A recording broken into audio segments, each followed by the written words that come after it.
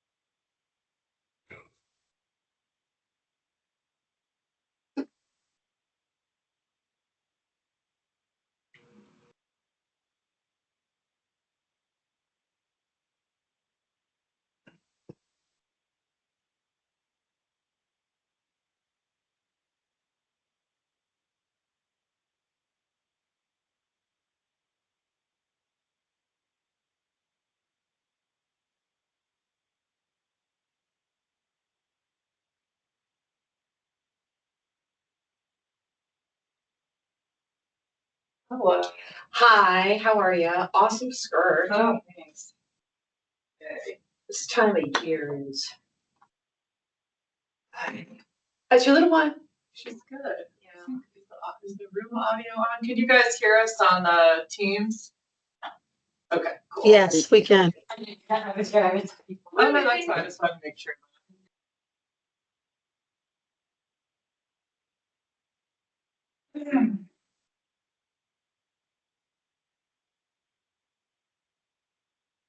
Did we have that? Did we have a chat like that or? Up to you. Be good. Is it Caroline, helpful? up to you. I think it's fine. Okay, I don't even know how to. Hi, good morning. How are you? I can't get rid of it. There we go.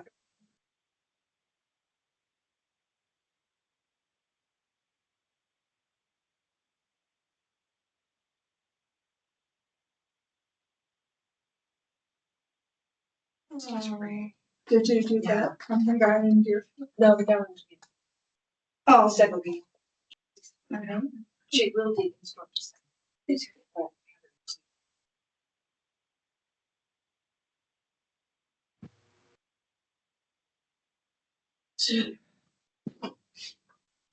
I don't think so. Because I'm not sure you. I haven't used it, but, when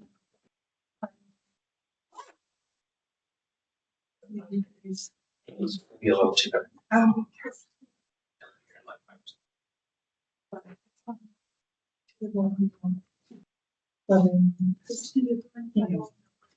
I did downstairs. Oh, this is our sheet, but I'll bring it over. Is this just? You too.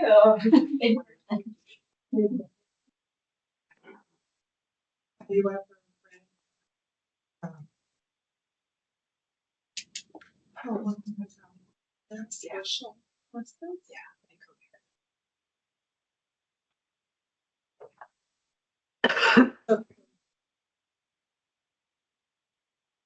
Much of the town.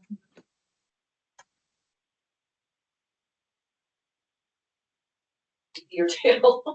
Yeah. Hi, David. Carolyn, how you doing? Good. She left. Emily, Oh, she I did? told Henry, Oh. yeah. Where'd you go? Department of Justice, actually. Hi, Henry. Good morning. Um, um,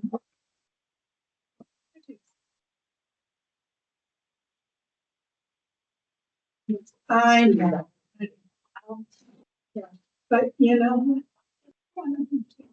You so much time.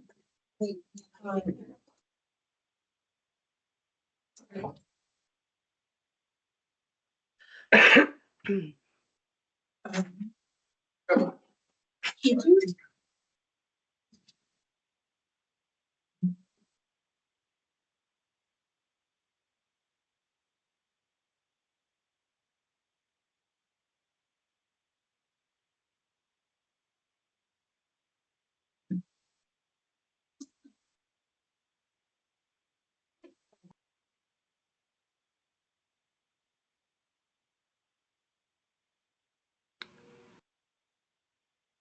It's on the phone. We're just gathering ourselves here in the room.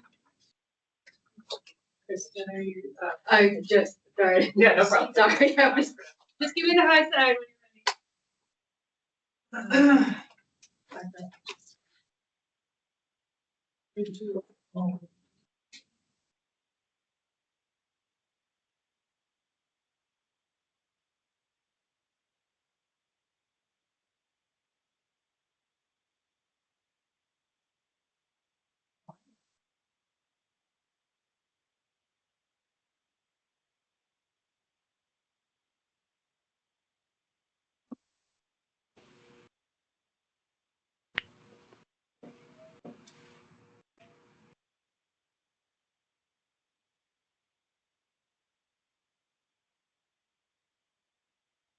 you're ready.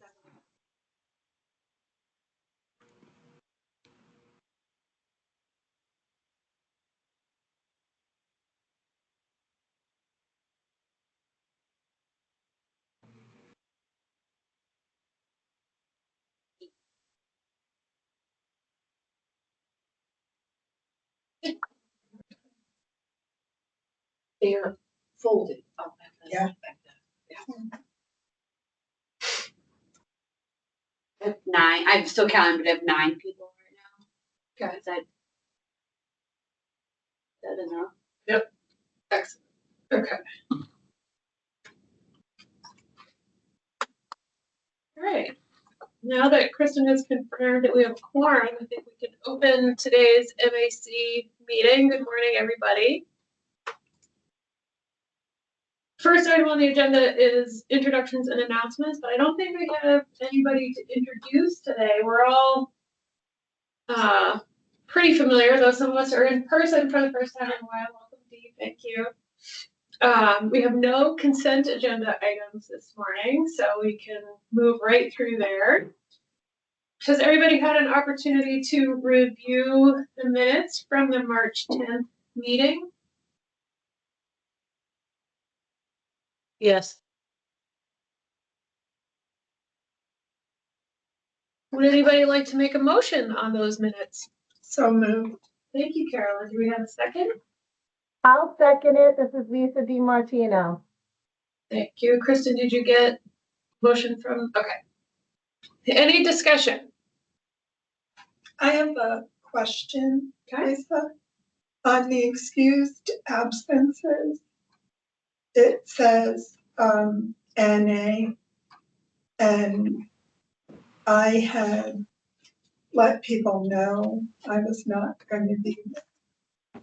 One word. I never got You that. didn't let us know. I never got it. I didn't? You say? did let us know, yes. Okay, We can make that correction. I never got it, so I'm sorry about that, that's okay. Kristen.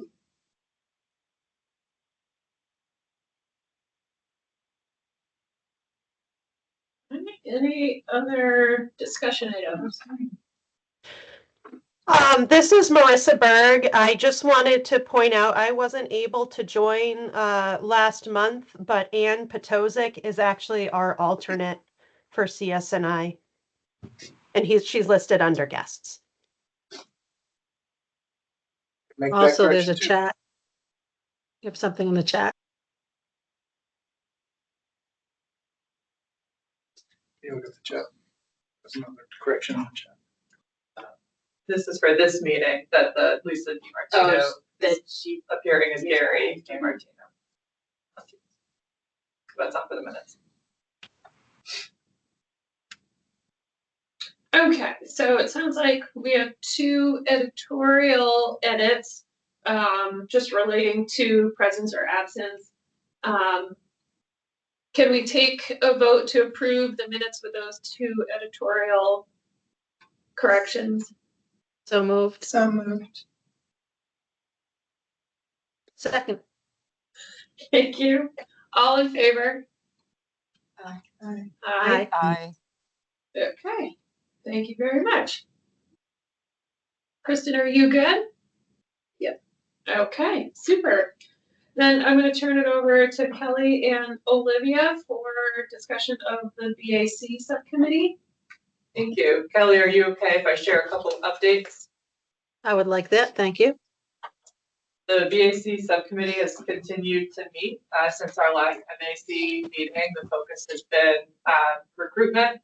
And so we have received some applications, which we're reviewing, and we held an initial informational session at the end of March, which was attended by 4 potentially interested applicants. It's very helpful. So we'll be setting up another one for the end of this month or early May for the applications we've gotten since the last informational session. So we are continuing, to ask for MAC support in supporting recruitment for BAC, and we're going to be drafting and sending a template email that folks can use just to push out easily the recruitment materials. And another quick update is that the BAC subcommittee has started to come up with some proposed language for bylaws. So that's really just in sort of the initial phases of looking at bylaw content from other states and adding our edits and the subcommittee's proposed additions. So that is just an update on where we are today with the BAC subcommittee. Kelly, is there anything that you want to add? Okay. Any No, questions? Thank you very much.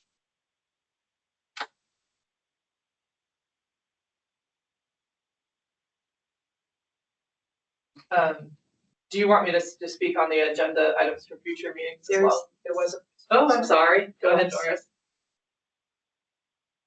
4 people attended the information session. Have there been any other applications from folks who have not attended the information session? What is the total number of applicants? I don't have it is more than that. I don't have the total number handy, but Kristen, I can get that. I think we're about 10, That 9 sounds or right. 10 Yeah. at the moment. And so that's why we want to have another info session is, to give the other folks an opportunity to attend one once we've gotten a few more applications in the pot, so to speak. And we did get applications of those that did attend that information session. But we Great. also got ones that didn't as well. And so what kind of questions did folks ask, if any, that might, for instance, inform changing the fact sheet for missing information or making something clearer that they might have raised that was unclear? Anything that can be learned from that information session as far as improving the process? I did not get any questions on, that would lead to changing the recruitment process. I think folks seemed, they mostly were just kind of curious to confirm the details of the commitment and what kinds of topics would come up and those sorts of things. But that's a good point, that if we do get questions on materials that sort of lead to us making them clearer, we'll definitely do that. And then I will say one. that, go ahead. Go ahead. I No, was just please. gonna say, I will say that the attendees on that info session were all folks who are have had some sort of participation with the program, like through a provider organization. They were savvy, individuals who have kind of had organizational involvement before with Medicaid or related programs. So that may have also influenced the questions we were getting. And then just one follow-on question for you, Olivia. Have you taken just a quick informal look at how the applications to date represent different parts of the organization, different parts of the program that ideally should be represented? And the reason I'm asking is some follow-on recruitment, some targeted recruitment needed in one particular area or another? Yeah, that's a great point, Doris. I think at our next, actually, I think the BAC is meeting today, later, the subcommittee, so we could definitely have that for that conversation kind of queued up. I don't have it ready to report right here. I took a quick peek. It looks like we've had more applications that are parents or a guardian that had a child in Medicaid. I think we've been getting more of those. Yeah, so we'll get more details and share it later today. Great. Any other questions? Comments? If it does seem skewed in one direction or another, I would assume folks in the broader MAC could play a role in reaching their audiences that they represent, perhaps to shore up applications from a needed area. So just don't want to miss the opportunity to share that ask in this broader meeting. Thank you. Yeah, that would be great.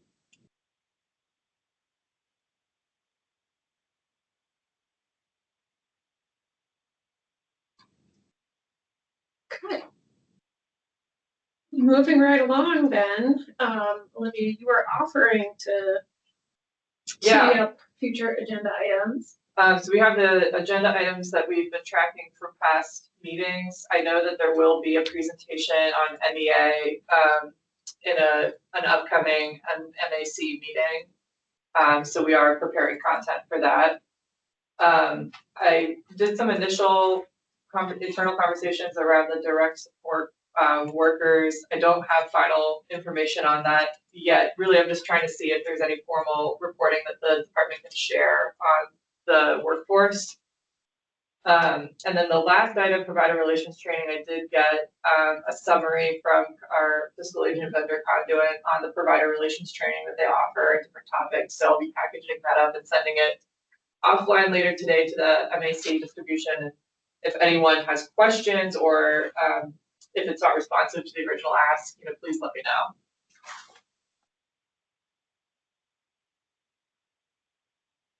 Are there any other suggestions for future agenda items?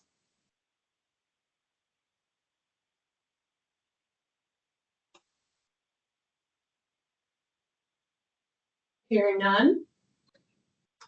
Let's It's move never on. too late if you think of one between now and the next meeting and you want to share it with either the chair or myself. We'll add it to the list. Absolutely, thank you. Okay, let's move on to our discussion of the transition, MAC transition and new bylaws. So July 1 is where we'd be, July, the new state fiscal year, July would be the time that we would have our first meeting of the DAC, as the requirement under the regulations are to have DAC meetings inform MAC meetings. And I think the plan is to, we'll be meeting monthly, but DAC 1 month, then followed by MAC. I know that we had introduced a set of bylaws from a state that had already completed that work as a draft. To kind of work from, I think Olivia, seems like you know something more about that than I do at this point. Well, I was going to offer one update from a conversation we had with the chair and vice chair of MAC, which is one way to kind of tee up these changes we need to make for the bylaws for MAC is to do a survey of the existing MAC members to get just an initial sense if anyone is, for whatever reason, hoping to, churn off at a certain time. And that way, when we're kind of reconfiguring the terms so that not everyone is renewing or coming to a term limit at the same time, we can accommodate if anyone has preferences about having a longer or shorter term from here. So that was something we discussed, and we can share as sort of an email survey following this meeting. Right, just to refresh everyone, the new regulation calls for a term limit. It doesn't specify what that term limit would be. So we have flexibility to determine that. The second thing is that, as you were talking about, to better plan and not have everybody, we're going to start, everybody will be starting fresh. So whatever service you had always counts, but in terms of term limits, everybody will be starting with on the same place. So I think, what Olivia's getting at is it'd be good to structure this so that we don't have everybody leaving at the same time. But in terms of the term limit issue, I really, I think, I don't know that the department has a specific position on that. It's more or less what I think you would think would be reasonable. I guess we need to put a survey on that. Mm-hmm. Yeah, we just want to get a sense if anyone is, hoping to, I don't mean to be hopefully no one says this, but if anyone is hoping to end their term sooner rather than later, we want to be able to, structure the term limits around preferences. So that's the idea. So I would hope that since we're in April, is that we'd have the set of bylaws to distribute ahead of the next meeting. Look to, get those in place for July. I think the other thing we'd be looking for is sort of like, okay, what's the first meeting agenda look like and so forth. And I think we also will be looking, if you agree, list of volunteers for. Correct. Should we solicit those volunteers now? That'd be great. Okay. So as Olivia said, we do need volunteers for the bylaws subcommittee.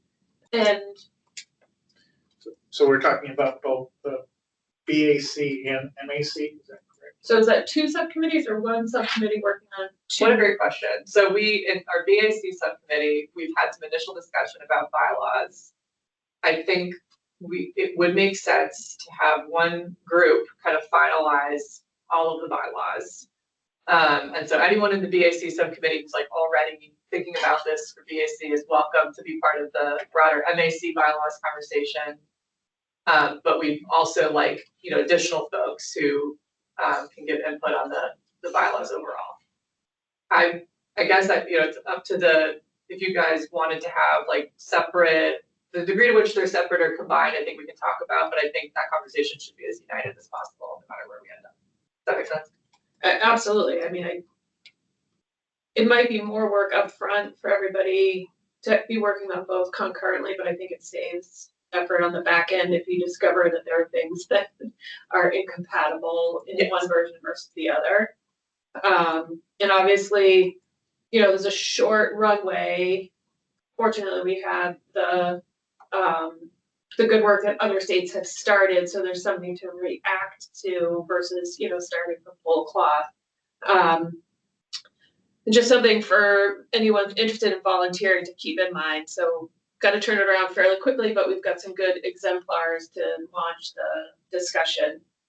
So with all of that having been said, are there folks who are interested in participating in a bylaws subcommittee? Kelly's hand is up. Is that for a question or are you volunteering? I'm volunteering. Awesome, Kelly. I think I see Marissa's hand is up. Not Yeah, sure I don't know it's if you want the current BAC members to raise our hands, but I guess we'll continue. great. Thanks, Jerry. There's Doris go. as well. Thank you, Doris. Are you seeing anything in the chat, Kristen, or can you see hands that I can't? I was just asking if you could remind us who is on the MAC bylaws subcommittee. I Isn't was, it? It's Carolyn You and and Brooke. Belanger was. I can't I hear, don't there was too believe many people Kelly talking. was. It was Carolyn Virtue and Brooke Belanger And Mhm. Henry. and Henry. Okay. We'll include all of those people. yes. So Carolyn, would you participate in the MAC? I've already done it several times, so I think I'm good, but thank you for asking. And I don't know if we I have know. Brooke on today. I'll reach out to her. We can reach out. Yeah. Okay. If anybody who needs a little time to think it over, no pressure. If you mull it over and you think you've got the time and some good things to offer the group, please reach out to me and or Kristen or Olivia we'll add you into the subcommittee. I have a hand up. Kelly. Yeah. I have a question about something that Henry said when he was introducing the topic in general. And it's lingering in my head, so I want to make sure it lingers correctly in everybody's mind. I thought there was a discussion about the BAC meeting quarterly. and not every other month. And the rationale came from the fact that because the BAC has to inform the MAC, and because of the time that lapses in between meeting, getting the notes, reading them, and us having an MAC opportunity to provide a fair and reasonable and valuable response to the BAC, that the Yes, cadence of quarterly for that group may make more sense. I just, I okay. I remember that conversation now. Thank you for reminding us. I think what we did talk about that, but we also left the option open to meet monthly. Every other month. So I think that's correct in that recollection. I remember you. that as well. And I think, so from the BAC, I believe that there was some sort of recruiting materials that went out that said 4 1-hour meetings a year. So we're gonna have to modify that if there's an expectation for something different. No, I think that's correct. I think it's, if the BAC members want another meeting, we're not going to not have it.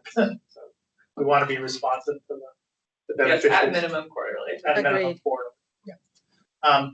And, I think in terms of the idea here is to focus that meeting on the experience and the, as opposed to, in this, at MAC, we're dealing with both that issue and sort of the regulations and rules and so forth. And so, I think that, the focus of that meeting will be more about hearing how the people who are using the services are feeling and where they can see improvements and so forth. Great. Any other comments or questions? Okay. Should we switch up our order since we're a little ahead of schedule and we're not here yet? Oh, yeah, sorry. Yes. I'll reach out to him. Yes. You want to just quickly do enrollment and eligibility while we wait? Sure. Let me share my screen.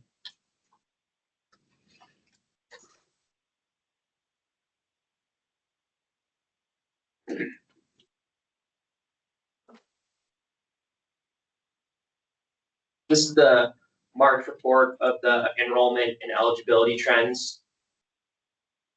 So at the, as of April 1st, Granted Advantage was a little higher than we had seen the prior month, 59,582. That's about 16% higher than it was before the start of the pandemic. Standards at 125,125, which is essentially flat from where we were pre-pandemic. It's down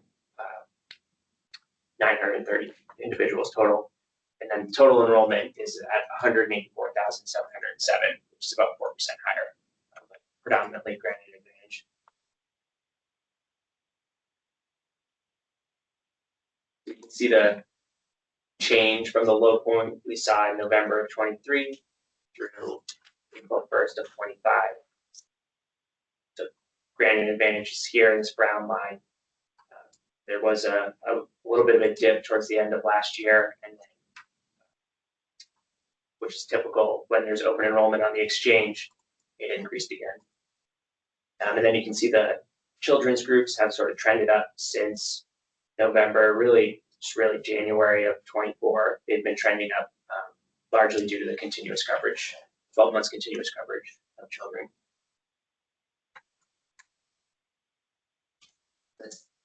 Same look, or a different look, but the same data.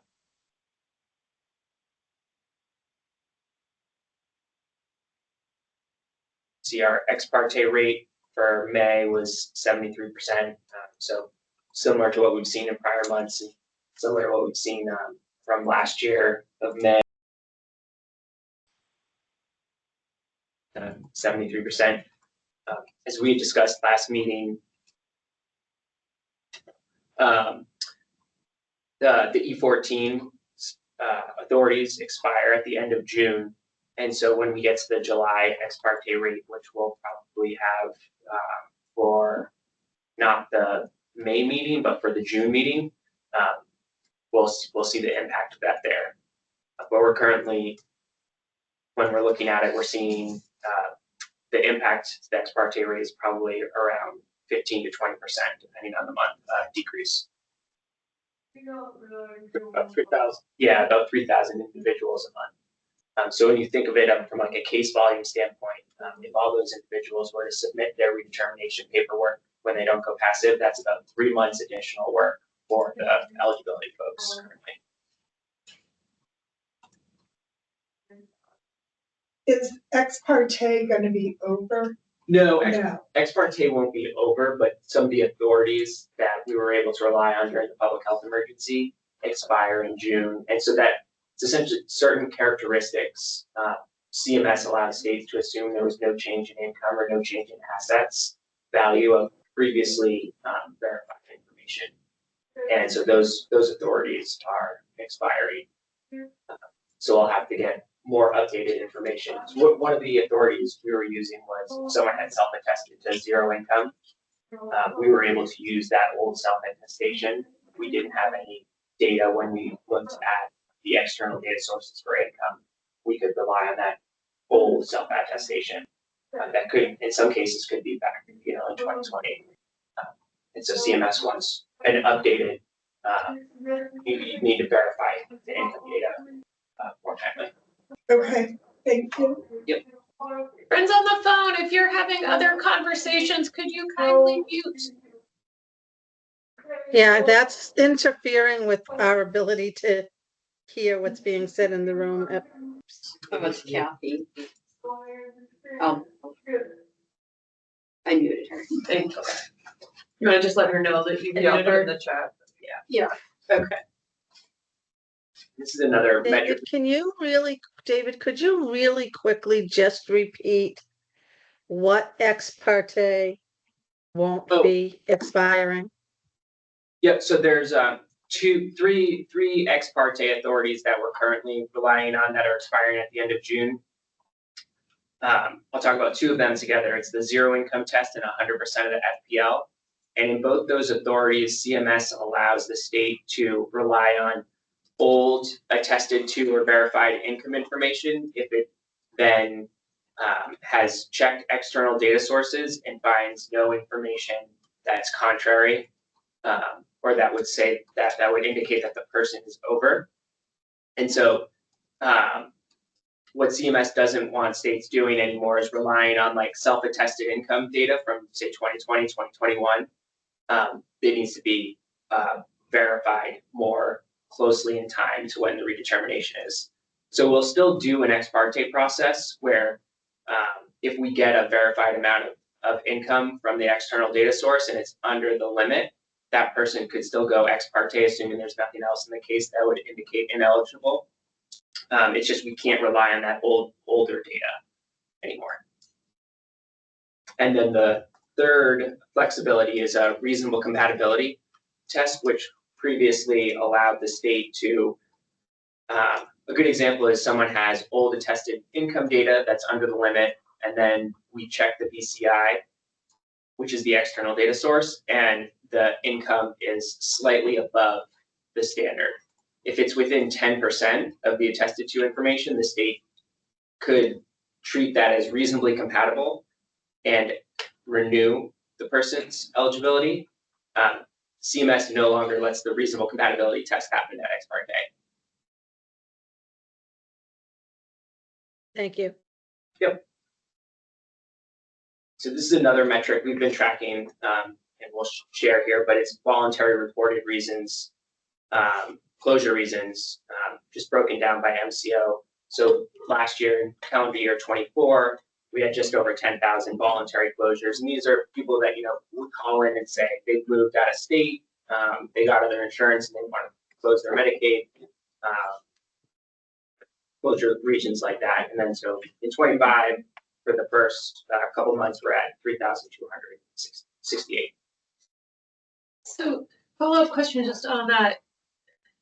I believe, and I haven't really seen stats in a while, but I believe that AmeriHealth has the lowest comparative enrollment of the 3 plans, and yet they really seem to be outperforming the other 2. Enrollment is granted advantage. They have proportionally when they came on, they picked up. Yeah. I think they have more granted advantage than anybody else, and that's income tends to fluctuate more, so there's more churn there. Got it.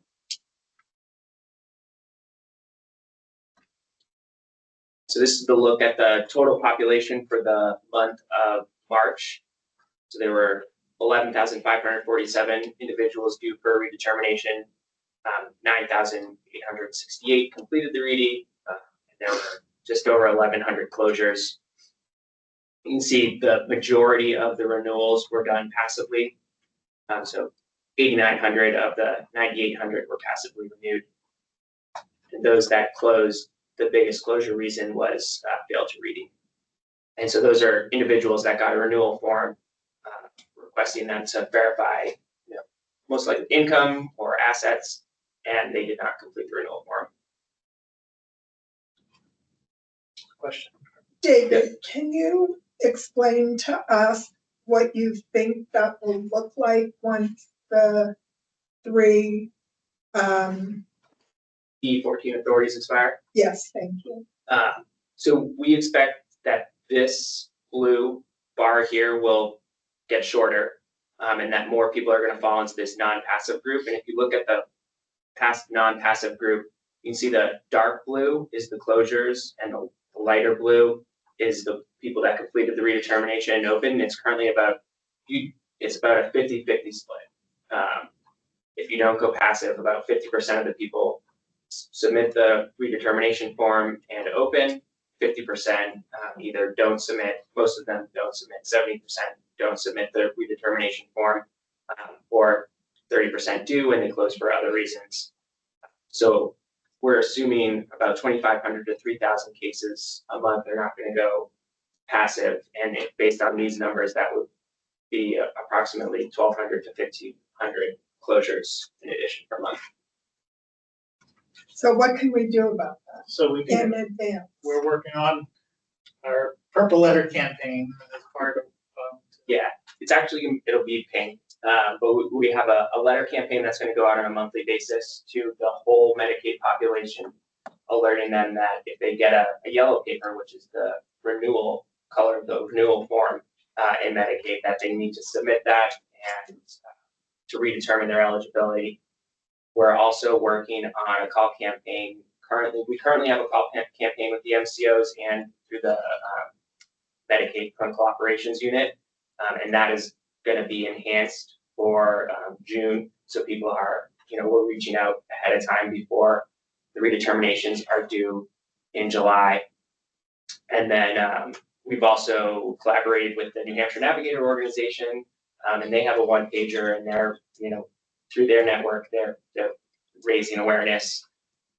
And then we're also going to send out, we've got some notifications to providers, but I think it's like a holistic,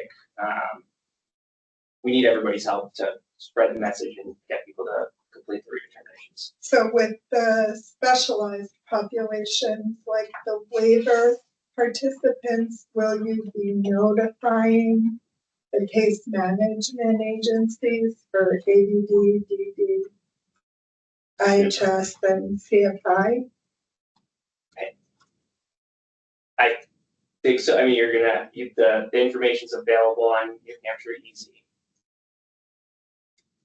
So, I think that's something in the works. We haven't got it on.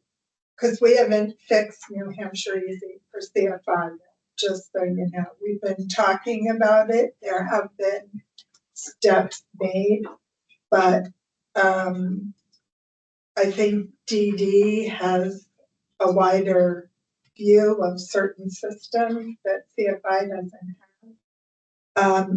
So unless we're going to run into the same problem we ran into last time, and the biggest problem is it says, basically says all of the people are closing, which is fine, but it doesn't say exactly what's needed. So we can't help if we don't know what you need. I think there's been some talk internally about, we used to have a report that had, The reading lists. the reading list that gave you information. That was a hand-developed report, so we can solve that. I think we're looking at seeing if we can reinstitute that temporarily. So one of the things that has been done, which is fabulous, we can see the reading list. What we can't see is what's missing. Right, that's what I was. What we were doing before, we had people manually going. I think that's where we're heading. Okay, Can confirm that. because even if you upload the form that we were supposed to upload, you can't see it, just so you know. Okay, thank you. I would be on that work group.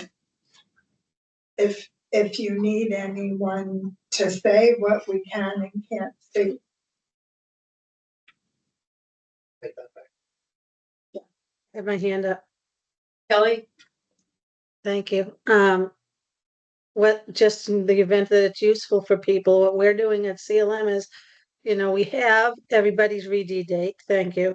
We also, they change for different reasons. People might apply for food stamp, SNAP or something, but we get the RED dates from the MCOs. As well, like every month, they tell us the next 60 days of the REDs.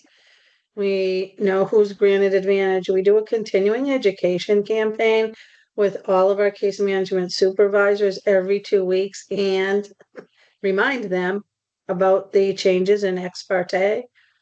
Remind them that people will need to be actually executing a redetermination application. And we have meetings every 2 weeks with somebody at our district office, so Southern, who helps us to review cases that might be struggling. But it is like, as David says, it's a sort of an all hands on deck for us as well. In addition to everything the department's doing, we continue to repeat it, right? People need to hear this 3 to 8 times before they begin to absorb it. And then we need to stay on top of it because they're juggling so much, especially in today's environment and concerned with changes and things like that. The other thing is, if you are, at least for us as the case manager and authorized rep on those cases, we can see those notice of decisions and we can work with the client to come in and pull that up and make sure that we can see what's outstanding. But those are just some of the tools that we're using to try to stay on top of it. Thanks for sharing all that. There's a question in the chat from Deborah Rizzi. Can providers work with the MCOs state to identify these individuals to help push the message about redeterminations? Yeah, they can do that. I think that's what Kelly just described too. They work with the MCOs to get lists of people that are up for reading, which say Kelly, 60 days or coming up in the next 60 days. Yes, in the next 60 days. And Kelly, who do you reach out to in the MCOs to get that information? Generally, it's the QI folks, but I can get those names to Kristen. Thanks, Kelly. I don't know if some of the MCOs may be listening in on the call if they want to jump in.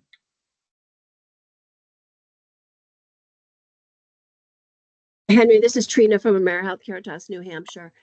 Trina. Kelly has indicated is correct. We do have the notification that goes out to our providers. We actually put it out on the Navinet portal so they can go out and download those lists. We also send them out through email if people want them. But it does include all of the information on their members who are up for redetermination and the date. And if there's ever any assistance that people need or training, we do have our account executives that are available to be able to come out and go over those with any of the practices. Thank you, Trina. Trina, Carolyn Virtue, do you provide access to providers who are not providing an MCO service, but a waiver service? Well, people who are enrolled in the waiver service have their health insurance through the MCO, so they would have the redetermination, not necessarily the NEA information, but the redetermination. Understood, but you just accessed a portal that I don't have access to. But Trina, I guess Any- the question Yeah. to you is if they're a Medicaid enrolled provider providing waiver services to someone who has health insurance with AmeriHealth, can they also access that portal? You would have to sign up for access to the portal, and I believe you can, but Carolyn, I'm gonna take your name and I'll make sure we get back to you on that to be sure, because if not, we can certainly get them out to you by email if you would like it that way. Yeah, and there are several providers, and I can make sure you can reach all of them, as Christina from the Bureau is here as well.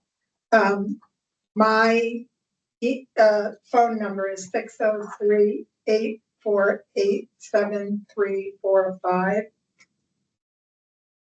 And my email is carolyn@granitecm.us. And that would be a very helpful tool that we've never been offered before. I'll make sure we get back to you. And I'm seeing a similar comment from Madeline in the chat. Thank you, Madeline, for backing that up, because I know I sound a little off base here. You know? Is there any other MCO representation on the call from New Hampshire Healthy Families or WellSense? Hi, Henry. Go ahead, Melissa. Thanks, Allison. Yeah, it's Melissa Venn from New Hampshire Healthy Families, and like AmeriHealth, we are sharing redetermination lists with our providers so that they are trying to also engage the member and trying to help them or assist them in making sure they're doing their redays. Go ahead, Allison. And it's a similar comment, Henry, for WellSense. We're doing the same, but we can send over contact information to be shared with the group so that anybody who would like to sign up, we can work with them on that. Agreed. Maybe each MCO just put in the chat or email to us who to reach out to if you're hearing this and you want to know how to get connected to, I mean, I'm fairly sure it's great, but if there's anyone else who wants to follow up with an MCO to get whatever information's available, just the best contact for that. I do think for the CFI waiver, if you could do something to share it with all of the providers and maybe a small training about what it is and how we can use it, because we've had no interaction with it. So I think instead of just letting me do it, we need to let them all do it, right? It's to everybody's advantage if someone is eligible to make eligibility for both the MCOs and the providers. So it's a team. Right. The MCOs have been very good about working this issue and contribute part of our success to everybody, because it takes a village in this case to keep people covered.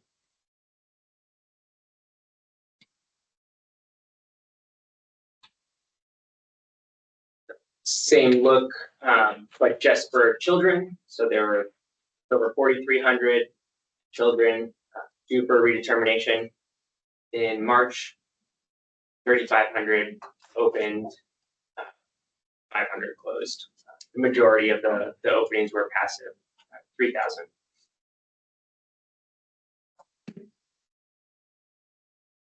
And this is a look at the waiver population. There were just over 1,000 individuals up for a redetermination, 10 closures, 967 opened. Of that 967 that opened, about 909 were done passively.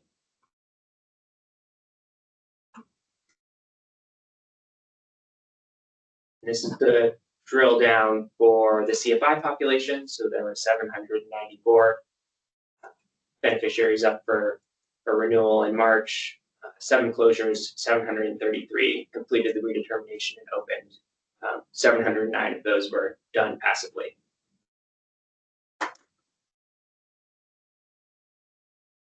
That's the drill down for the nursing facility.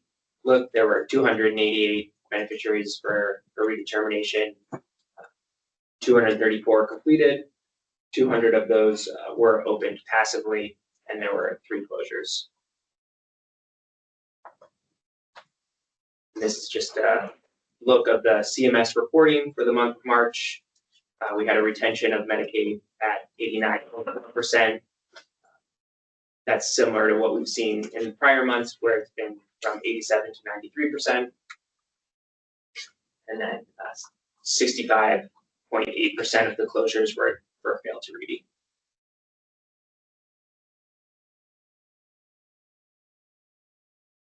And next, just an update on the MCO call campaign. So I don't know if Vern's on the call, maybe provide a little bit more insight into these next 2 slides. Yep, I'm on the call. Thanks, David. So last month we did have 820 individuals which were on the MCO call list. That was an increase of 516, or excuse me, there were 516 the month before. Not that many of an increase. We did see that those that were able to be outreached increased to 34%. It had been 30% the previous month. Of those engaged, one of the things that we had seen was 40% had already completed their redetermination. That was up from 31% the previous month. Also, those that were actively engaged knew that they needed to do their redetermination and were working on it. We saw that go from 21 to 28% of those that we were able to reach. And those who had completed their redetermination and were found to be eligible actually decreased a percentage. We did have 45 individuals who indicated through the calls that they had new insurance. Of that total, 25 of them were children. So a good increase in the number of children who were no longer needing Medicaid. They were on new insurance policies, whether that was employer or through the marketplace. Again, we had nobody who indicated that they were not aware at this point of the fact that the income limits for children were different. And so looking pretty much at some good numbers. We did see more people move out of state though. Not sure what that's about. The weather's getting better. If you could go to the next slide, please. 100 individuals were called, 32 were reached, so 32%. 17 had completed their redeterminations. Now Vern, this is I'm sorry? Just can you just remind everyone what the Medicaid unit does for calls versus what the MCOs do for calls? Absolutely. I was just about to go there with the 17 having completed their redeterminations. Those 17 would have been individuals that the MCOs had called the previous month, indicating that they were aware or a message had been left for them. So basically, February, the MCO calls for January, and the Medicaid team calls those that had messages left for the previous month. So while we were seeing the MCOs call for February, the Medicaid team was calling for January individuals who had received messages. So a good thing, 17 people who had received messages had done their redetermination. 6 indicated they were aware and were working on it. We did find that of those that were reached that had messages left, 3 had new insurance, and all 3 of those were children. And again, we did not find anybody who was unaware of the difference of the income requirements for the children. Thanks, Vern. Sure. That's the end of the enrollment trends presentation. Great, thank you so much. It makes sense to turn it over to Rob. I can do that. Sorry, I'm late, everybody. I didn't realize you guys would be running so far ahead. But I came in this morning to update the spreadsheet I put together for you guys last time. And to my complete horror, I realized that all of my work putting the links in the spreadsheet just did not save.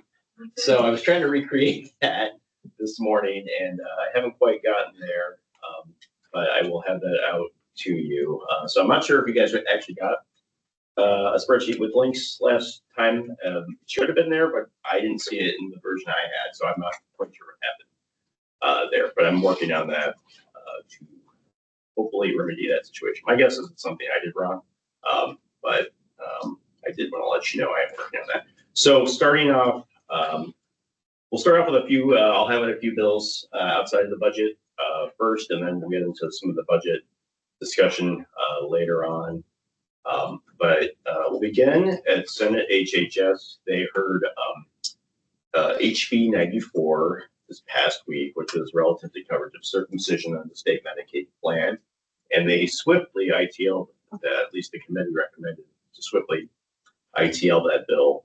I thought a similar provision was in HB 2. I'm not finding it immediately, but for now, it is been recommended ITL, at least the standalone bill has been. Moving over to SB 34, which is relative to parental consent for student participation in Medicaid schools program, that was also heard this past week. We had worked with Bi-State on an amendment to that bill to hopefully alleviate some of the perceptions that it would create an administrative nightmare for the providers at the school level. The committee, from what I can tell, at least listening to it on YouTube, seemed rather receptive to that. I don't know if Christine Stoddard's on the call, if she wanted to add anything else to that, or David, you were there, you wanted to add anything else to it. But I get the sense that they're pretty receptive to our the language we're suggesting to amend it. And Rob, can you please repeat that bill? Can you please repeat that bill number? SB 34.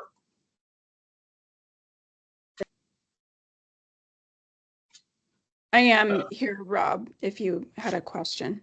No, I just didn't know if you had anything else to add to it. I thought the hearing went very well, and I thought they seemed receptive to the suggested language, but I didn't know if you wanted to add anything else to it. No, I think it went well. So I don't have anything else to add. Thank you for all of your help. Oh, no problem. HB 223 is a bill we've been monitoring that is relative to licensing requirements for healthcare facilities that operate within 15 miles of a critical access hospital. The public hearing was held on a couple of weeks ago. We're expecting Senate HHS to exec on the bill this week, but nothing's been set in stone. And another bill that is near and dear to the department's heart is SB 119. This is department requested legislation. It's relative to Medicaid pharmaceutical services. The bill itself has been sailing through legislative committees for the most part. A non-germane amendment has been, they're attempting to add that on to the bill, which relates to standing orders for ivermectin. So that non-germane amendment will be heard on Wednesday afternoon. But the underlying bill was heard this past week, and I think it went pretty well overall. Just point of clarification. Standing orders for ivermectin for Medicaid enrollees or the Gen Pop? I think it's the Gen Pop, right? Yeah, it's the Gen Pop. So extra non-germane. Sure.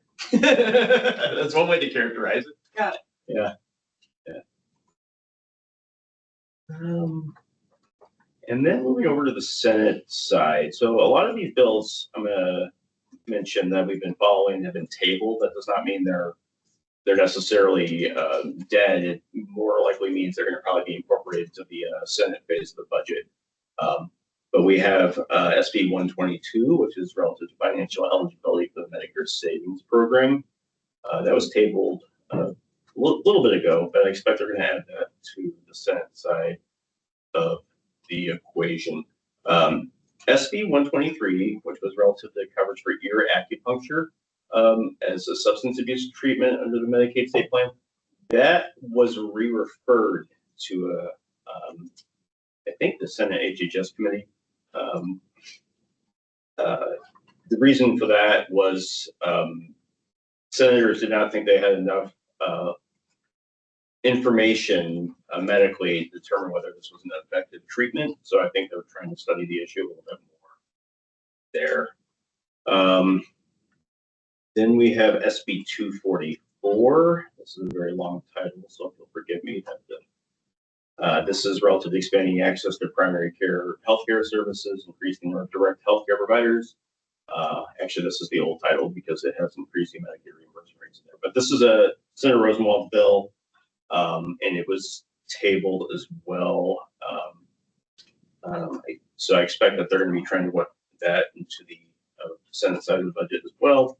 SB 131 relative to long-term care eligibility, making an appropriation therefore. This is the provisional eligibility bill for long-term care, which has also been tabled. SB 134 relative to work requirements in the state Medicaid program, that is set to be heard at HHS and Elderly Affairs on Wednesday afternoon as well. We also have SB 137, which is relative to hospital stays covered under the Medicaid state plan. And this was a bill by Senator Prentice that related to, and I forget the condition, Neonatal abstinence syndrome. Yeah. So babies that are born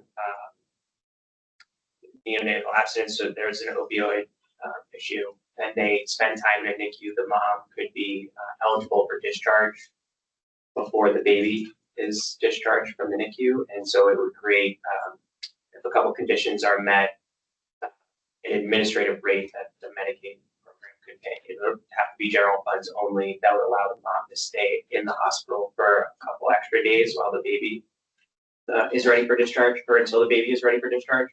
And we're trying to get at situations where there's no alternative place for the mom to go and then still be able to come and provide some model of care that's like treat and console the baby while the baby's still there. So if you had a mother from Manchester and the baby's at Dartmouth, the transportation is sometimes an issue. So it's trying to keep the mom close.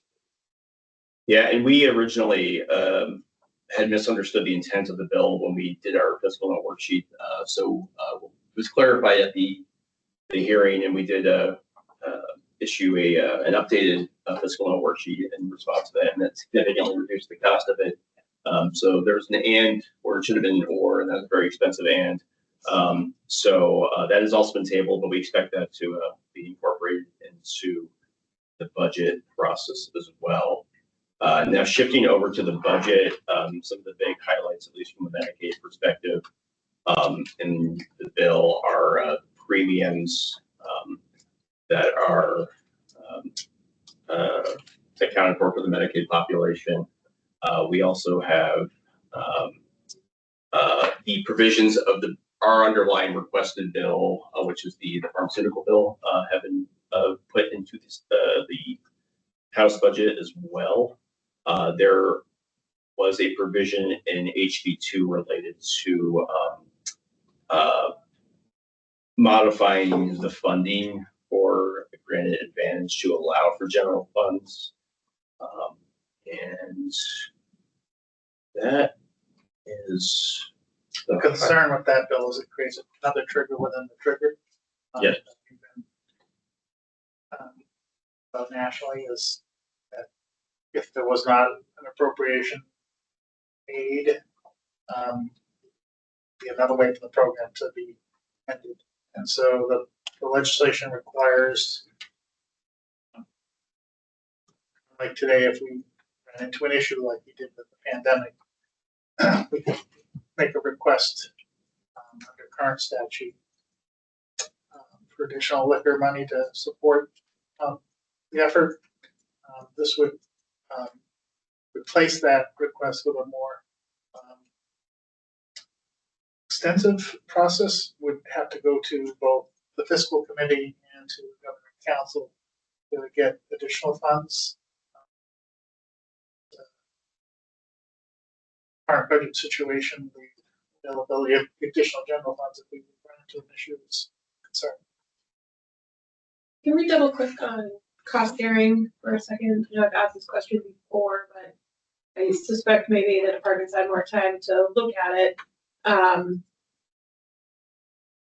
When in 2012, we suspended premiums under the then CHIP. So when we were bringing it in-house as an M-CHIP, the labor and administration of collecting premiums exceeded the amount of money expected to be brought in. And it was shown to be a barrier to enrollment to children. So I'm curious, you know, that was 13 years ago. Tools and tricks and hacks have improved. What is the department's sense of the ROI on this?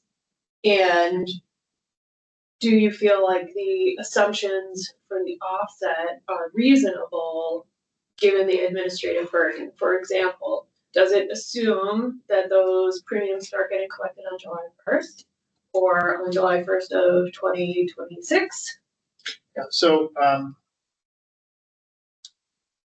there are some things that are still not fully baked on that yet because you have to work with CMS, but we assumed, I think, 3.3 million in the first year and 11 million in the second year.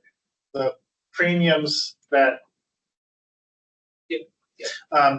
the premiums would, so if you go back to the Healthy Kids Corporation's premiums kicked in at 185% or 186% of poverty.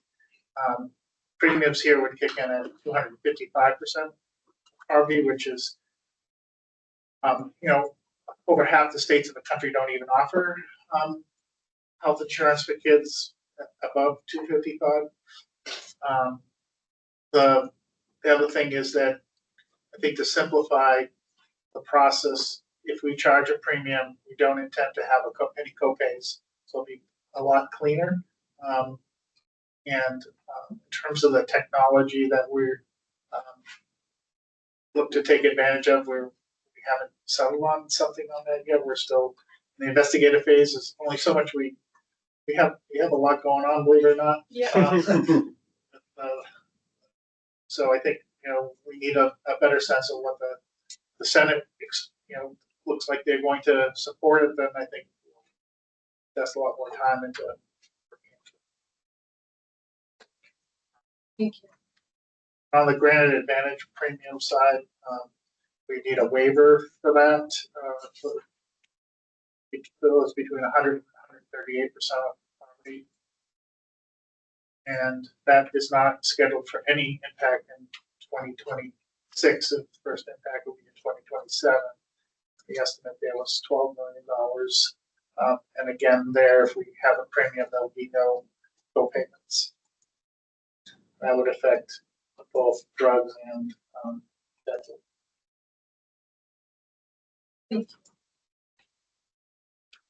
That's what I get. I forget anything from HB2 that The drug matter decrease. We decrease. oh, yes, that's okay, yes, the rate decrease. The 3% reduction across the board rates there. Are any services or provider types help on those? So I think I'm aware. I don't know what the Senate's going to do with that. Our Medicaid, I think they're starting budget presentations this week. Ours is the last week of the month. Yeah, the 28th.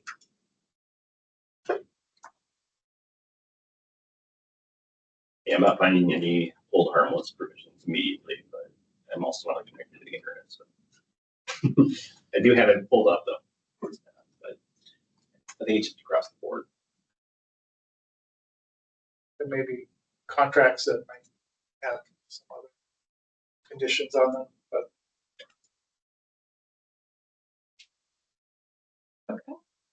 Any questions for Rob?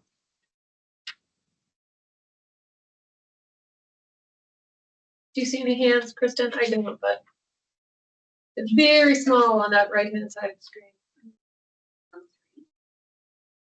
No, nothing in the chat or hands raised. And I'll have a linked version for you guys later on today. Well, hopefully it'll stay linked. Okay. Thank you. Thank you, Rob. Want to move on for the EQRO? this external quality review organization, right? It's, their contract for these services is a requirement. Medicaid program will also have EQRO for dental. Basically, they review certain standards that are in the contract. They do a certain portion of the standards each year. Dental, the first year, they'll do an overview of the entire contract. But I think what we're hearing today is in the medical managed care component. There's, as we presented today, I think in the last couple of years, sometimes there are questions that come up that makes sense to take them back and have them come back a second time to address those. And then the other thing too is that if you're on the provider side, you know that sometimes you can meet a standard, but the standard meeting and the results sometimes don't correlate perfectly. So we'll see some of that as well. So with that, I'll pass the baton. All right, good morning, everyone. My name is Sarah Landis, and I will share my screen. Second here. Okay, good morning. Can everyone see my screen? You can. Okay, great. So I'm Sarah Landis, and I'm the Director at Health Services Advisory Group, or HSAG, who manages the External Quality Review Organization contract with New Hampshire Department of Health and Human Services. As you may know, states operating a Medicaid program are required to have an EQRO to conduct several external review activities, and HSAG has been the New Hampshire EQRO since the beginning of the managed care contract. Today, we will cover the 3 types of external quality review activities conducted by HSAG, including the MCO evaluations, member health and experience of care evaluations, and medical care management program evaluations. We will get more into the detail regarding these activities in the coming slides. So first, we'll review the MCO evaluations. We'll start with contract compliance, sometimes referred to as compliance reviews. There are a total of 18 standards that are part of the contract compliance review. During the first year of an MCO's contract, we review all 18 standards, and then every year after the first year, we review a third of the standards. So all of the standards are reviewed over a 3-year period. During state fiscal year 2024, we reviewed the 6 standards that are shown here: care management, member enrollment, disenrollment, member services, utilization management, quality management, and third-party liability. It is important to note, I think, as Henry mentioned, that the compliance reviews focus primarily on policies, procedures, and processes, and do not necessarily reflect member outcomes. Those will be discussed, however, later in the presentation. For the compliance review, all 3 MCOs scored very high on the contract compliance review, with AmeriHealth scoring 100%. For all elements of the review that did not score 100%, DHHS required the MCO to complete a corrective action plan, or a CAP, that was reviewed by HSAG. The CAP remained open until the MCO achieved 100% compliance for all elements. And since AmeriHealth received 100% score, they did not have to submit a CAP for state fiscal year 2024. New Hampshire Healthy Families CAP was related to utilization management, and included that the MCO must have only one level of appeal and must notify members of their state fair hearing rights if a denial decision is upheld on appeal. WellSense's cap was related to utilization management as well, and it included that the MCO must make decisions for post-service authorizations within 30 days of receipt, and that it must send a notice of denial of payment to the member.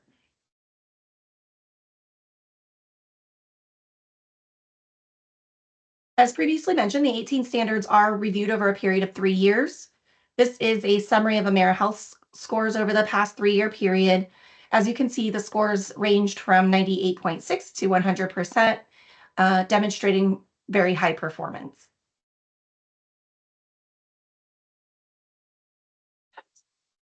New Hampshire Healthy Families scores ranged from 94.5% to 99.7% over the 3-year period, also demonstrating high performance.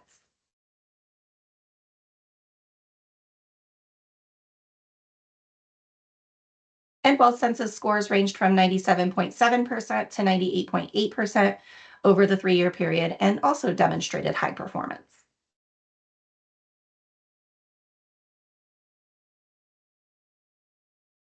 The second EQR activity that we'll review is performance improvement projects, also known as PIPs.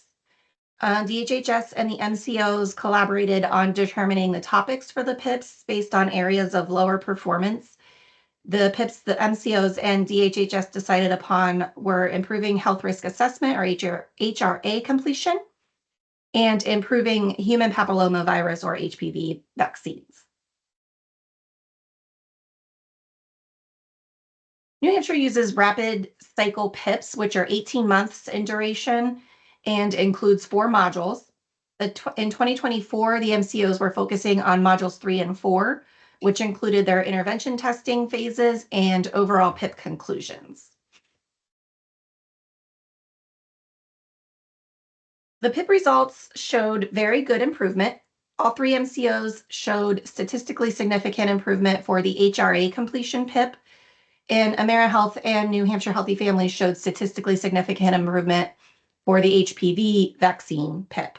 Although WellSense demonstrated improvement in the HPV vaccine PIP, it was not statistically significant improvement. For the HRA completion PIP, ACNH started with a baseline of 14.5% and improved to 34.6%. New Hampshire Healthy Families started with a baseline of 27.07% and improved to 38.86%. And WellSense started with a baseline of 9.8% and improved to 21.24%. For the HPV vaccine PIP, AmeriHealth started with a baseline of 9.3% and improved to 21.4%.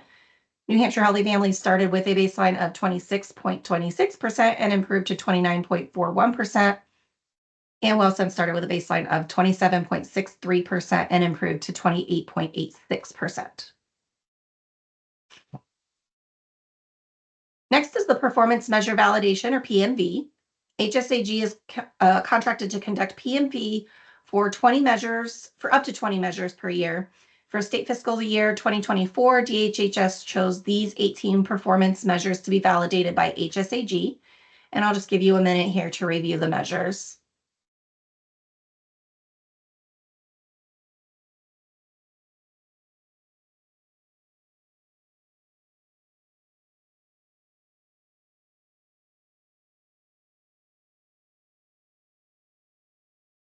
HSAG also validated the performance measures based on a number of evaluation elements, which are listed here.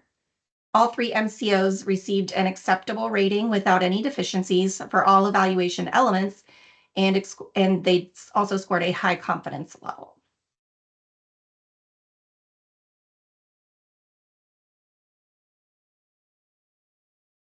Moving on to the network adequacy validation, or NAV, there were 2 tasks associated with the NAV. First is the geo-access analysis of the MCO's provider networks when compared to the members' residences. HSAG evaluated 61 provider categories, and the scores ranged from 73.8% of the 61 provider categories meeting the timer distance standards to 98.4% meeting the timer distance standards. An example of the three is that all three MCOs met the time or distance requirements for primary care practitioners. Some provider categories were not met by two or more MCOs, and some of those categories were like pediatric allergists and pediatric ophthalmologists. However, it should be noted that the reason several of the pediatric specialties demonstrated network deficiencies for WellSense, the reason is due to an identification discrepancy related to taxonomy codes and was not a true reflection of the network.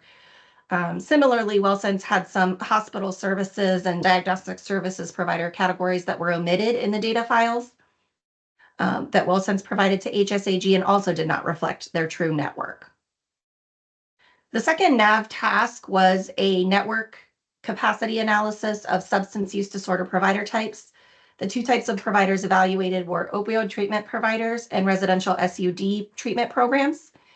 New Hampshire Healthy Families and WellSense met both requirements for the study, and AmeriHealth met the OTP requirements.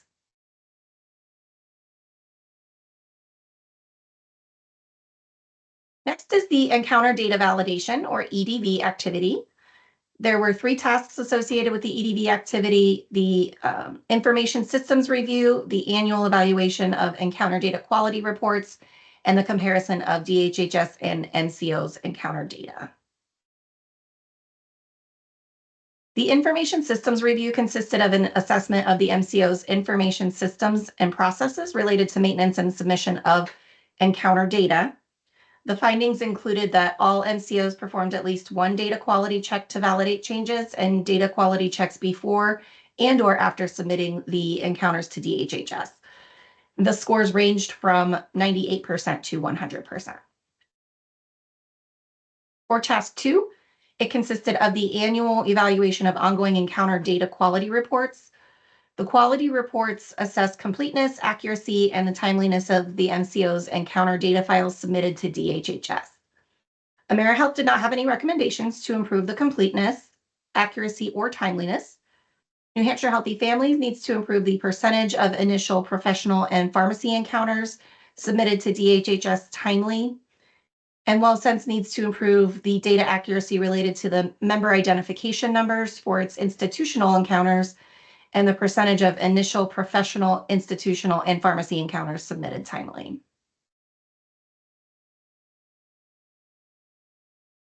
Task 3 involved the comparative analysis of the MCO's data to DHHS's data, and that included 154 rates. AmeriHealth and New Hampshire Healthy Families did not have any rates they needed to improve, and WellSense had 10 rates they needed to improve. And then these are the 10 rates for which WellSense did not meet the required standard. So I'll just give you a minute to review those rates.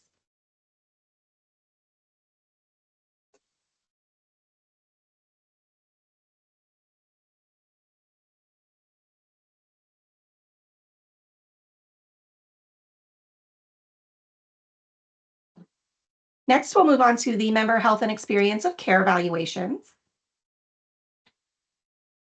First is HEDIS. HEDIS stands for Healthcare Effectiveness Data and Information Set, and is a set of performance measures that are used nationally by insurance companies to compare performance. Data was collected during 2024 and was based on 2023 information. The MCOs provided their HEDIS audit results to HSAG for this analysis. And there are 3 different domains across which rates are displayed for the health plans: prevention, acute and chronic care, and behavioral health.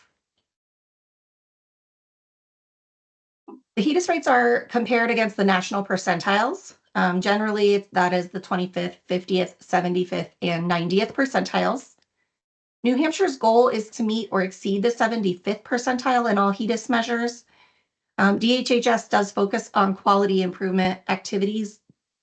It focused their quality improvement activities on measures not meeting at least the 50th percentile, but those falling below the 25th percentile are the highest priority. This chart displays the percentage of rates falling into each percentile range for AmeriHealth.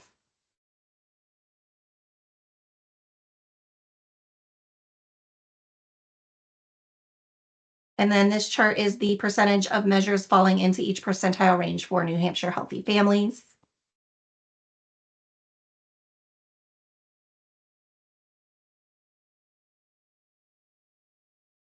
And then this one is the percentage of measures falling into each percentile range for WellSense.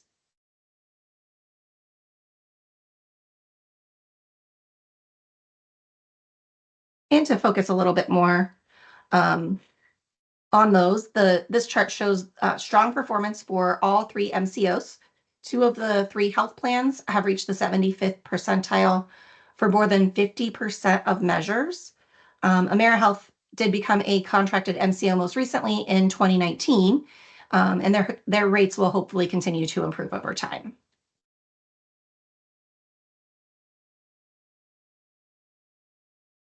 Although DHHS and the MCOs work to improve all measures falling below the 50th percentile, the main focus remains on those below the 25th percentile. So this chart shows the percentage of measures falling below the 25th percentile for all MCOs.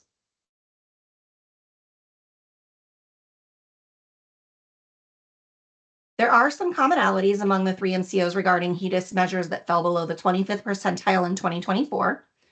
All 3 MCOs have rates below the 25th percentile for chlamydia screening in women. And in 2023, the New Hampshire Annual Quality Meeting focused on chlamydia screening in an effort to assist the MCOs in rate improvement. This slide continues the measures scoring below the 25th percentile. 2 MCOs scored below the 25th percentile for follow-up care for children prescribed attention deficit hyperactivity disorder, ADHD medication, and use of imaging studies for low back pain. So this chart shows the 3-year trend of measures that fell below the 25th percentile. The MCOs still have some opportunities for improvement. However, 2 of the 3 are making some steady progress.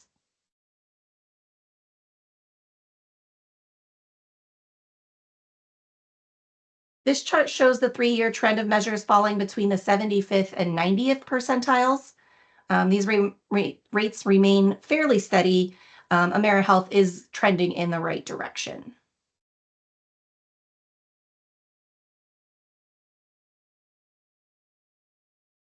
And this chart shows the 3-year trend for HEDIS measures that met or exceeded the 90th percentile.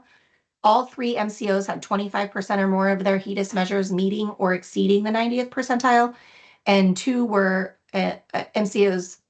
2 had more than 30% meeting or exceeding the 90th percentile. So this just shows very strong performance for all 3 MCOs.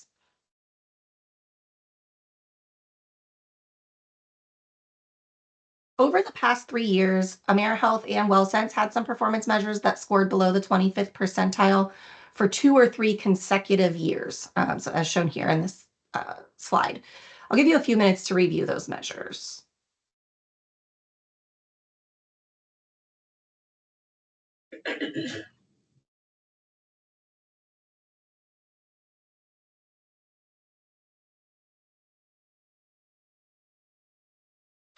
Now we will move on to CAPS. CAPS stands for Consumer Assessment of Healthcare Providers and Systems, and it's a survey of member experience of care.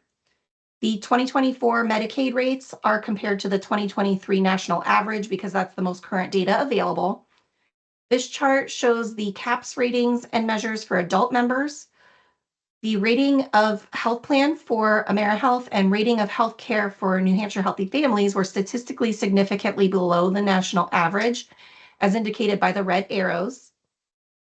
No other rates for the MCOs were statistically significantly higher or lower than the national averages, as indicated by those dashes in the chart.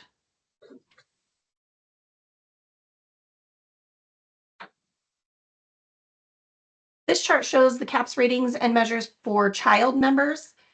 The Getting Care Quickly measure was statistically significantly above the national average for all 3 MCOs, and How Well Doctors Communicate was statistically significantly above the national average for WellSense, as indicated by the blue arrows, and no other rates for the MCOs were statistically significantly higher or lower than the national average.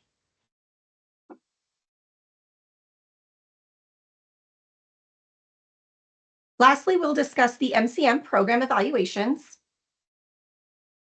Each year, HSAG conducts semi-structured qualitative interviews with members focusing on different participant groups and topics. In spring of 2023, the study included 28 parents or guardians of children enrolled in the MCM program who were involved with the New Hampshire Division for Children, Youth, and Families, or DCYF, who were also prescribed 2 or more behavioral health medications for at least 9 months. 7 key points were explored, including the quality of behavioral health care. This is a summary of the findings, and the key findings related to this study are in the bold font. Most members were satisfied with their PCP and MCO. However, less than half of members had been advised to try alternative medications.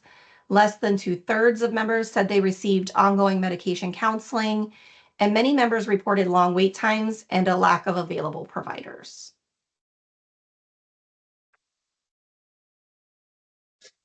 These are the suggestions made to DHHS and the MCOs. Of the 5 suggestions, 2 related to increasing the number of behavioral health providers, 1 related to improving respite care, 1 related to case management support, and 1 related to ensuring prospective foster parents were aware of Medicaid benefits.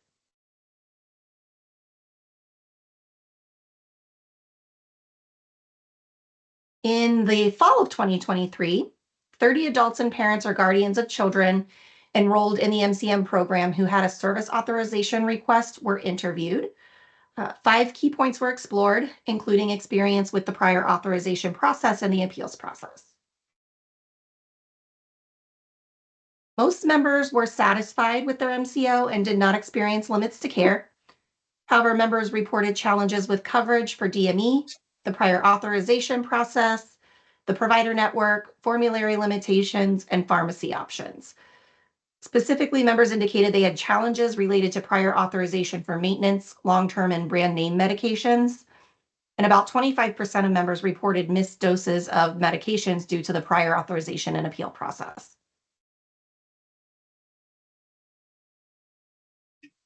Of the 7 suggestions offered to the MCOs and DHHS, 2 were related to offering more flexibility in the formulary. 2 were related to improving the prior authorization and appeal processes. 1 related to transportation rules. 1 related to improving communication to members, and 1 related to offering case management for members with complex needs. In the spring of 2024 study, 24 adults enrolled in the MCM program who speak a primary language other than English or have a visual or hearing impairment were interviewed. 5 key points were explored here, including communication and access to information. Overall, participants said communication with their MCO and PCP was easy and interpreters were available to them as needed. However, many members felt interpretation services were available with PCPs, but not as much for specialists and pharmacies. Of the 6 suggestions made to DHHS and the MCOs, 2 related to supporting members with communication barriers, 2 related to ensuring providers had access to interpreters for members, and 1 related to maintaining accurate information, and 1 was related to transportation rules. Next, we'll review the quality studies. The Prevention Quality Indicators and Well Care Visits Quality Study was conducted in 2 parts. In part 1, HSAG identified members who had an inpatient admission with a diagnosis of specific chronic conditions such as diabetes and heart failure. Then in part 2, HSAG collected information on whether the health risk assessments were completed and or the member was enrolled in case management for those members identified in the part 1 of the study. HSAG also determined the percentage of members who had well care visits with any PCP and those who had visits with their PCP of record. The findings showed some opportunities for improvement. Only 66% of members who had an inpatient admission also had an HRA conducted or were enrolled in case management. This is significant because if a member had an inpatient admission related to a chronic condition, they're more likely to benefit from case management services.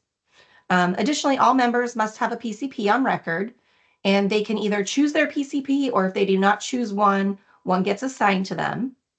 So for newly enrolled members, nearly 57% had a WellCare visit within 12 months during 2021, and that rate dropped to 53% in 2022.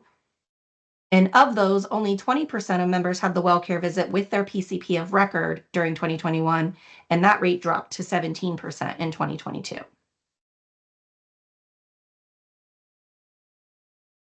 The recommendations included investigating why HRA completion rates and care management enrollment was not higher for members who had an inpatient admission, and possibly implementing automation to trigger HRA completion and/or case management enrollment. Additionally, HSAG recommended that MCOs accurately capture any refusal data.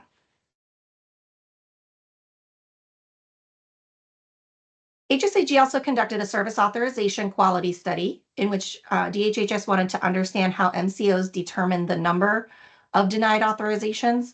The study reviewed the Service Auth .05 reports that the MCOs submitted to DHHS. HSAG reviewed both quantitative and qualitative data for the study. The Service Auth 05 reports included 1915B and state plan member service authorization requests. However, DHHS narrowed the focus of the study to state plan members, and the service authorization categories were narrowed to adult and child DME and behavioral health and non-behavioral health pharmacy. And this table shows the denial rates for all service authorization categories for all members. During Q2 of 2023, the rate of denial was 19.7%, and during Q3, the rate was 18.2%. Here's a summary of the key findings. HSAG investigated the reason for denials, which included incomplete or incorrect paperwork submitted, not a covered service, not medically necessary, out-of-network provider, or other. The most prevalent reason for denials from all MCOs was the not medically necessary reason. There was one exception, and that was for WellSense. The Q3 denial reason for adult DME was due to incomplete, incorrect paperwork submitted, and that was 42.9%, but there were only 7 denials for the service authorization type, so it could be a little misleading. So it's also important to note that the denials due to not being medically necessary could have also been due to missing clinical information from the provider.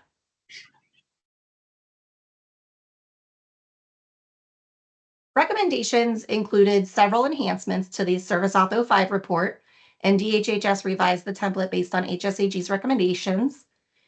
Other recommendations included a breakdown of the not medically necessary denial reasons into subcategories, and a future study to determine how many appeals resulted in an overturned denial. And that concludes the presentation. Are there any questions? Thank you, Hi. Sarah. Indeed. Oh, Lisa has a question.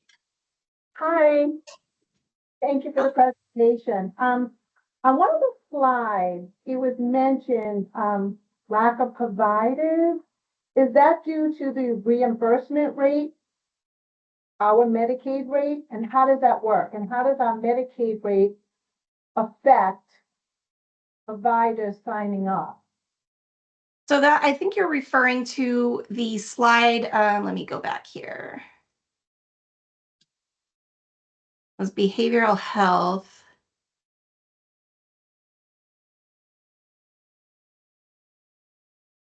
It was around 40-ish, I think. So this was related to behavioral health. And so like the findings for this study identified many participants reporting long wait times and lack of providers, and that's related to behavioral health providers in the network. We did not, the scope of our review was not to identify the reasons for the lack of behavioral health providers, but that is certainly something that DHHS could consider if that's, a possible reason for the lack of providers. I know nationally, though, behavioral health providers are, there is a lack. Thank you. Sure. Kelly? So I think that sort of leads to my question, which really is there any actionable takeaway from this report for the MAC? I think I will leave that question to Henry. So I think my plan with this is to work with our quality team and look at the metrics that didn't do as well in terms of what we can do to update our quality plan and different withhold and incentive programs, et cetera, to make improvement in those areas that didn't look good, particularly those that are at the 25% level. You know, postpartum care as an example, timely access to that. You know, that's one of the major initiatives on our roadmap. So I think we'll work with the medical director and the quality team and taking that information back to see what we can do to adjust our plan to get more focus on those items. So I think that would be sort of the follow-up for AC is to present those adjustments to you at a subsequent meeting. We can put that on a future agenda. Thank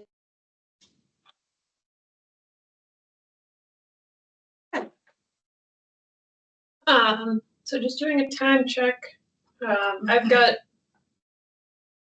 11:43. I think the clock in here is a little bit off, but we should launch into department updates and make the most of the time we have left. And so an update on the adult dental program. In March, there were at least 3,000 unique members seen for services, bringing our total to over 20,000 people served by the adult dental program. There's currently 188 unique providers contracted at 132 locations. Sorry, water. And we continue to schedule visits with the mobile van this weekend. I know it will be in Nashua at Lamprey Healthcare. And we can include details on the upcoming mobile sites and follow up. So another update on adult dental is that we recently submitted, this is actually later, but I'm just going to loop it in now since it's related to dental, our 1915B waiver renewal. This is the authority that allows us to offer adult dental services through one managed care plan. I will share the link to that waiver renewal that was submitted to CMS at the end of March. I'm sorry. It also includes an independent assessment. I'll speak more about it later in the agenda. I'll pass it to Scott next. Scott, are you there for the DDU update? I just let him know that we were on. Oh, there it is. Yes, I am. So, Chris, I don't know if you want to pull up the spreadsheet. Yep. So right now we currently have 51 HCCSD cases pending, with 5 of those over 90 days. We have 215 adult cases pending, with 23 of those over 90 days. This was as of March 28th. Most of those, 11 of those, are in the final stages. So the decision was either being made or ready to be made. You'll see we made an increase, made some substantial gains since last month in February, where there was 42 over 90 days in the adults and 4 with the children. So much, going in the right direction, definitely. We did, so just a little extra information here. In March, we received a total of 156 new applications, both adult and children. When I looked at the numbers at the beginning of April, we are currently 89.55% timely. So that's amazing. And that's cases, even these cases that we need to request 2 times, or we struggled in the beginning due to incomplete applications or not enough releases or insufficient information. So that 89.55% timeliness includes those cases there. Of note, the ones that were within our control, meaning, we take that factor out of there, we're 99.9% on time.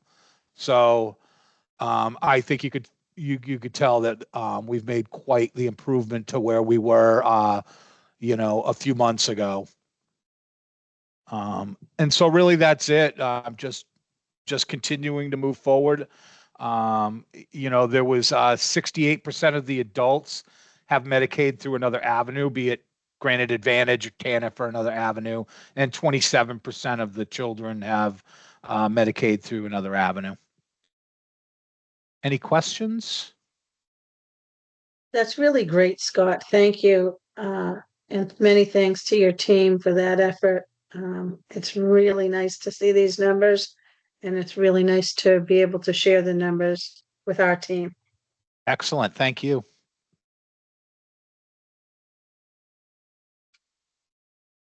Okay. Is Jordan with us to do the adult? Jordan's vision? on virtually. Carolyn, Jordan. Carolyn. Oh, sorry. Carolyn, oh. I'm not sure if Jordan's Jordan's there. on, but I'm covering for We both can see today. Jordan's on. Oh, she is, okay. Jordan, can you come on screen? Hi, yes. I did talk with Carolyn about Carolyn doing the reentry updates, if that's what the agenda item we're on, but Yes. okay. Just Carolyn, hang if you on there. don't. Yeah, sure. So we have 4 active youth in reentry, and we have 19 active adults in the program. As of today, there will be 2 youth releasing this week. All the MCOs have participants in the demonstration. We will be offering a training to the community mental health centers and the doorway providers and a few of the community providers from 11 to 12 on April 24th. If anyone, it's open to anyone. We're just kind of giving a refresher training to the community mental health centers. But if anyone's interested in listening in, you're all welcome. So please either let Kristen know or put your email address in chat, and I'd be happy to forward you the invitation.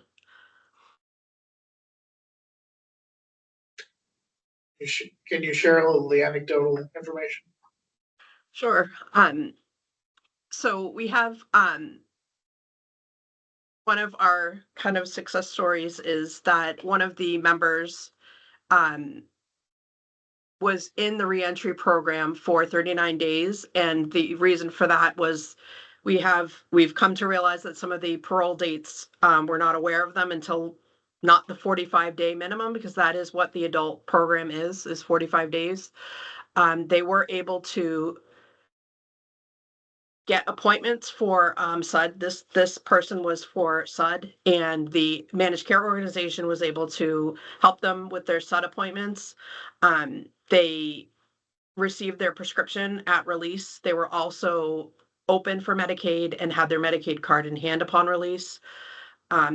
The managed care organization was able to set them up for post-release appointments with their primary care providers, their dental care, which they were really in need of, and their SUD services with MLADAX and things like that. Their driver's license was suspended, so the managed care organization was able to get them transportation to their appointments, and they have the managed care organization case manager has spoken to the member several times and stayed engaged with them, and they are very appreciative and staying very engaged with their appointments and with their care, and they appreciate the support from everyone they're receiving it from. So it's really, really a great success story so far. On the Department of Corrections side, we've also heard a story from one of the inmates that they really did not want to attend one of the appointments with the managed care organization case managers. Once they went to that intake appointment that was a telehealth appointment, they felt like they were talking to a real person, not a corporation, and that they were relieved that they had the meeting and that they felt like a real person was hearing what they needed, and they really felt excited for being engaged in the program. So those are just two stories that we've had so far. We have had to come across some barriers, and it's not, super easy to have appointments, make appointments and things like that, but it's great engagement with MCO managed care organizations as well as Department of Corrections and all the staff on our side as well. So everybody really seems to be working together, and it's very exciting news. So That's great, Carolyn. When you have the meeting on the 24th. 24th, please share those, that kind of feedback. Thinking even of myself in my insurance, when I have an outreach, I don't want to answer the call. I don't answer the call. I don't even call back. But if I had reason to think that my experience with my insurance company would be positive and helpful and improve my access to services, which, by the way, it does not, I would be very likely to use them to help coordinate some of the complex care that at times I do have. So that's great. Thank you for sharing it. Yeah, and the needs that they have are a lot, they have a lot more needs than we would have. Like, they don't have clothes coming out. They don't have, they need everything coming out. So it's been a positive experience for the MCOs as well to be able to help with that. So we've really been happy with it, and we meet with them weekly to get updates, and they've been great. So hopefully a lot more positive stories to come. I'll keep you all posted. Also on the 1115 front, I know we're running out of time, but I want to lift this one up, is that our presumptive eligibility waiver that we applied for CFI cases, that CMS has re-engaged with us on that. So we're excited to hopefully see that get approved in the next number of months here. So that's a positive as well. And Henry, that's medical or financial? It would be both. So it would be, there's a range of services that it provides, not everything, but its idea is to not do things that would be permanent, that if they didn't achieve eligibility, that we'd then be replaced with a lot of the services that they'll be able to get. Yeah.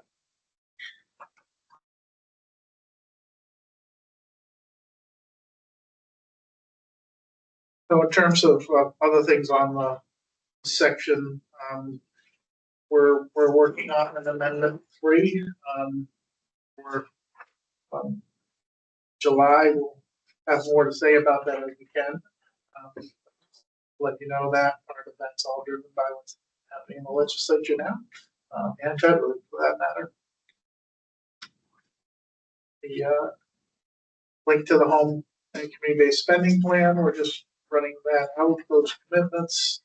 At this point, nothing more. I think in terms of the JVI or the B waivers. Just quickly on the B waiver, because I had to drink some water earlier. So the dental B extension requires, because it's a new program, an independent evaluation, which we partnered with UNH to perform. So we'll be sharing the link to that, as well as the extension application with MAC. And then a quick update on 1915J is the department is working on processes to engage other providers in this program. So that's underway, and as needed, updates will be shared with MAC as we make any operational changes to support that. So I just wanted to add those two quick things. Very good, thank you. On Medicaid school front, Jordan, in terms of we've done the RFP, we have scored that will be coming forward at some time in the near future, and we're working also on the grant activity, might just share what's going on there. Sure. Yeah. Yeah, like Henry said, we are in the process now of working through a contract with the, winning vendor. So hopefully within the next month or two, we'll be able to provide that update officially.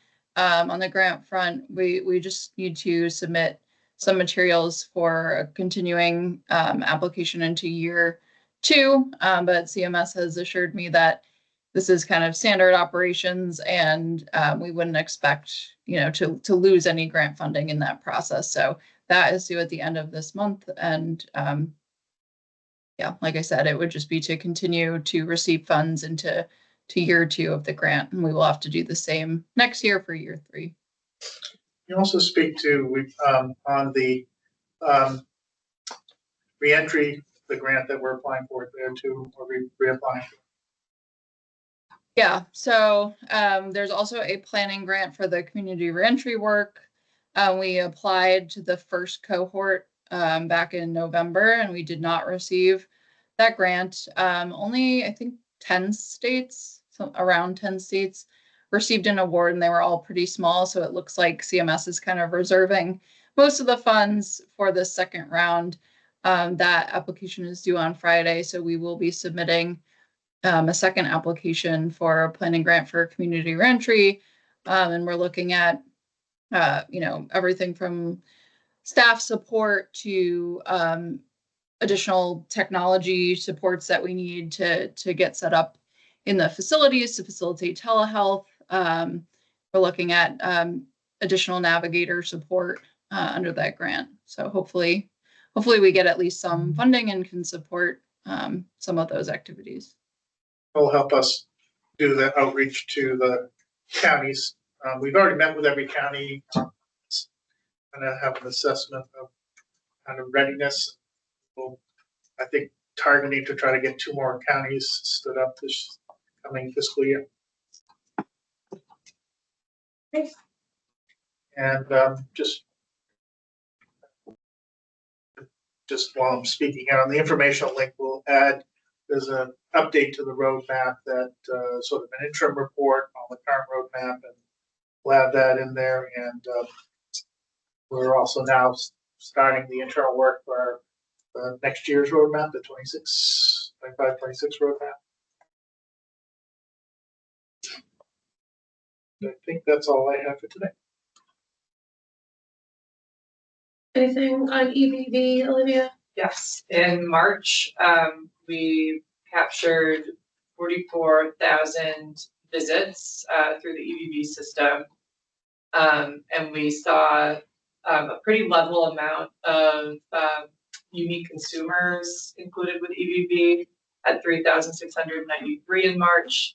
The total unique workers did increase modestly to about 3,400 in March. So we continue to see small gains and an uptake of the system, and we have also been finalizing some changes with the Authenticator solution to resolve some issues that are impacting the ease of claim submission. Are there any questions? Great. Yeah, we wanted to make sure to have a minute for the HEE 805 subcommittee. That item has been on the agenda for ages.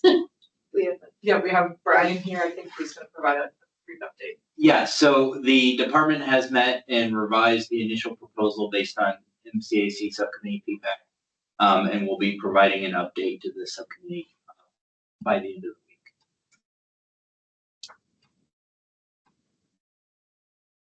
Any members of that subcommittee? We haven't had any information to work on in quite some time, and we were waiting for that update. Is Cara Brian, when did you say? I'm sorry, Brian, when did you say the update will be coming? By the end of this week. Thank you. No, Kara is not on the meeting today. She asked me, this is Nicole from Crotchy Mountain. She just was going to say the same thing, Carolyn, that they hadn't received an update yet to continue the work. Thank you, Nicole. eagerly awaiting that. So, okay. All right. Any updates on these other two rules, 522 and 1001? No, the updates that are, the statuses that are listed here, I believe are the current status for each. Okay. All right, well, I believe we have made it to the end of our agenda. Anything anybody needs to add before we entertain a motion to adjourn? Looks like some people are already adjourning. I actually just have one question for Brian.